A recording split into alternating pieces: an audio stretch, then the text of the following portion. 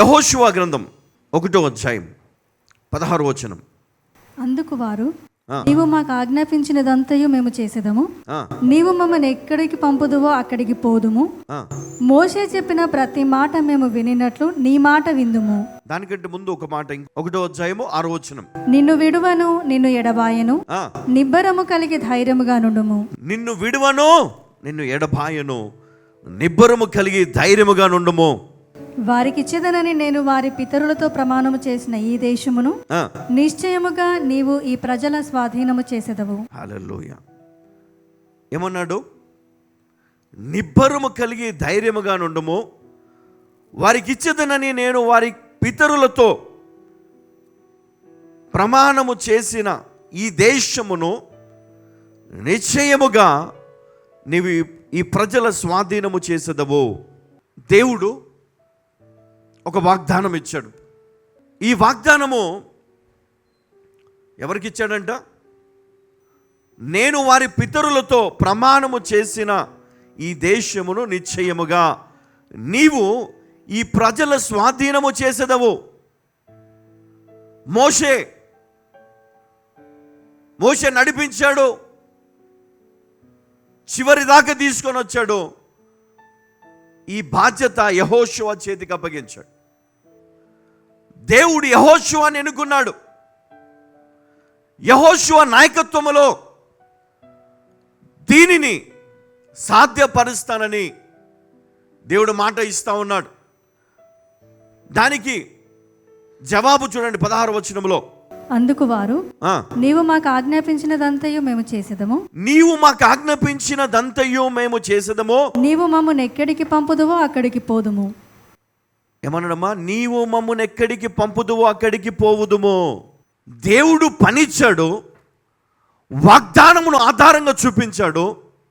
ఆ వాగ్దాన నెరవేర్పును నేను చేస్తాను, నువ్వు ముందుండు, నిబ్బరము కలిగి ఉండు, ధైర్యముగా ఉండు కదా. ధైర్యం చెప్తా ఉన్నాడు ఆయన. దానికి ఆ ప్రజల జవాబు చూడండి. మన జవాబు ఎట్లా ఉండాలంటే, దేవుడు నీకు ఒక పని ఇచ్చాడు, విశ్వాసిగా నీకు ఒక పని ఇచ్చాడు, విశ్వాసముతో నిన్ను ముందుకెళ్ళమన్నాడు.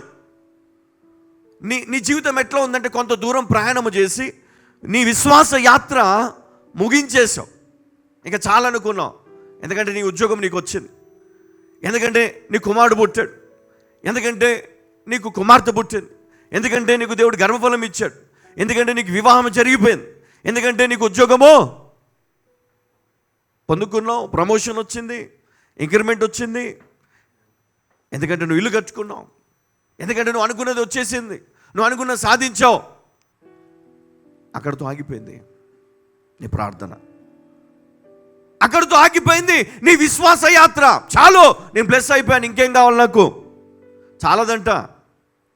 నీలాంటి విశ్వాసులు కావాల దేవునికి, నీలాంటి విజయము నొందినటువంటి వీరులు దేవునికి కావాల.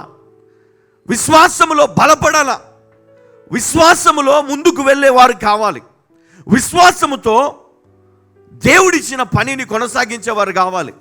కొన్ని కుటుంబాలను నేను చూస్తాను ఏంటంటే, కొంతకాలమే విశ్వాస యాత్ర, కొంతకాలమే ఉజ్జీవము, కొంతకాలమే వారి యొక్క ప్రార్థన అవసరత, తర్వాత వారి అవసరతలు తీరిపోయి వారి జీవితం మారిపోయాక వాళ్ళు ప్రార్థన కాదు కదా, విశ్వాసం కాదు కదా, అన్నీ ఎవరిలాగా ఇజ్రాయేలు ప్రజలు లాగానే వీరి జీవితం కూడా. కానీ యేసుక్రీస్తు మనకు నేర్పించలేదు. క్రీస్తు మనకేమిచ్చాడు అంటే ధైర్యము, విజయమునిచ్చాడు. పరిగెత్తు, ముందుకు అలసిపోవద్దన్నాడు, ముందుకు సాగి వెళ్ళు. కానీ మనము ఇంకా చాలే, ఎవరి కోసం? నేను అనుకున్నది వచ్చేసింది, నేను అనుకున్నది సాధించాను. కొంతమంది జీవితంలో అది ఎప్పటికీ రాదు, అంటే విజయం రాదు, నెమ్మది రాదు, విడుదల రాదు, స్వస్థత రాదు, ఆరోగ్యం రాదు, సమస్యలు అట్లాగే ఉంటాయి. ఎందుకంటే వాళ్ళకి సత్యం తెలియదంట. ఏంటా సత్యము? ఎందుకు ఇంకా దాస్యంలో ఉన్నారు? ఎందుకు ఇంకా ఆ ఊబిలో చిక్కుకొని ఉన్నారు? బయటికి రావచ్చు కదా. ప్రార్థించే విశ్వాసము దేవుడు నీకు ఇచ్చాడు కదా, బయటికి రావచ్చు కదా. రాలేకపోతున్నామండి. ప్రార్థన చేస్తున్నాము, ప్రార్థన చేస్తూనే ఉన్నాము. ఉదయం మొదలుకొని రాత్రి వరకు ప్రార్థన చేస్తూనే ఉన్నాం. ప్రతిరోజు ప్రార్థన చేస్తూ ఉన్నాం. ప్రతిరోజు ప్రార్థన చేస్తూ ఉన్నాం. నీ జవాబు ఎలా ఉండాలన్నాడు? నీవు మాకు ఆజ్ఞాపించినదంతయు మేము చేసేదము. హల్లెలూయా. నీవు మమ్మల్ని ఎక్కడికి పంపుతువో అక్కడికి పోదుము. హల్లెలూయా. అపోస్తలుడైన పౌలు హెబ్రీయులకు రాసినటువంటి పత్రిక 12వ అధ్యాయము 2వ వచనం. మనలను ఆవరించి ఉన్నందున మనము కూడా ప్రతి భారమును సులువుగా చిక్కులపెట్టు పాపమును విడిచిపెట్టి విశ్వాసమునకు కర్తయు దానిని కొనసాగించు వాడునైన యేసు వైపు చూచుచు. ఎక్కడికంట? మన విశ్వాసమునకు కర్తయు దానిని కొనసాగించువాడు. మన విశ్వాసమునకు కర్త ఎవరంట? ఈరోజు మనము ఈ విశ్వాసమును కలిగి ఉన్నామంటే దానికి కారణం ఎవరమ్మా? యేసుక్రీస్తు. మనము ఈ విశ్వాసమును కలిగి ఉన్నాము. ఈరోజు ఇక్కడ కూర్చొని మనం ప్రార్థన చేస్తూ ఉన్నాము, దేవుణ్ణి ఆరాధిస్తూ ఉన్నాము అంటే దానికి కారణం ఏంటంటే యేసుక్రీస్తు. ఎందుకంటే ఆయన మన కొరకు చనిపోయాడు, మన కొరకు లోకానికి వచ్చాడు, మన కొరకే ఆయన తిరిగి లేచాడు. హల్లెలూయా. కాబట్టి మన విశ్వాసమునకు కర్తయు దానిని కొనసాగించువాడునైనా క్రీస్తు ఈ లోకానికి వచ్చి మన శత్రువైన సాతానును ఆయన ఓడించాడు. ఎవరిని ఓడించాడు? అపవాది అయిన సాతానును ఓడించాడు, జయించాడు అపవాదిని. ఇక్కడ సాతాను క్రియలన్నిటి నుండి మన రక్షణ, మన విమోచన, విడుదల మన కొరకు యేసుక్రీస్తు సాధించాడు. ఆయన శిలువ పైన ఒక మాట అన్నాడు, సమాప్తమైనది అని అన్నాడా? సమాప్తమైనది అంటే నేను ముగించాను, నేను నా తండ్రి నాకు ఇచ్చినటువంటి పనిని, ఇదిగో ఈ సాతాను ఎవరైతే ఈ లోకమును మోసము చేస్తున్నాడో నేను వాడిని జయించాను. ఇక్కడితోటి అయిపోయింది. వాడు ఓడిపోయాడు. అధికారము యేసుదాయను. హల్లెలూయా. ఇప్పుడు ఎవరండి రాజు? యేసు. ఈ సత్యము తెలియకుండా ఈ సాతాను అనుచరులైనటువంటి దూతలు ఏం చేస్తూ ఉన్నారు తెలుసా? మన హృదయాలను మోసము చేస్తూ, ఇంకా ఈ వ్యాధి నిన్ను విడిచిపోకుండా, ఇంకా ఈ బలహీనత నిన్ను విడిచిపోకుండా, ఈ సమస్య నిన్ను విడిచిపోకుండా ఇంకా నిన్ను ఏం చేస్తూ ఉన్నాడంటే దాస్యములో బంధించడానికి వాడు ప్రయత్నం చేస్తూ ఉన్నాడు. వాని దూతలు కూడా మరి అదే అబద్ధాన్ని వారు నమ్ముతూ వారు ఏం చేస్తారు? వారికి తెలియదు, వాని దూతలకు తెలియదు ఈ సత్యం. ఇంకా నేనే రాజును, ఇంకా నేనే అధిపతి అనుకొని అమాయకులైనటువంటి ప్రజలను మోసము చేస్తూ మరి వాడు ఇంకా ఏలుతూ ఉన్నాడు. ఈ సత్యాన్ని గ్రహించిన వారు ఎలా ప్రార్థన చేస్తారు? అధికారముతో ప్రార్థన చేస్తారు.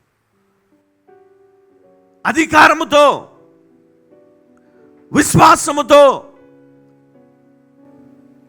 ఎందుకంటే ఈ లోకము ఒకప్పుడు మూలుగుతుంది.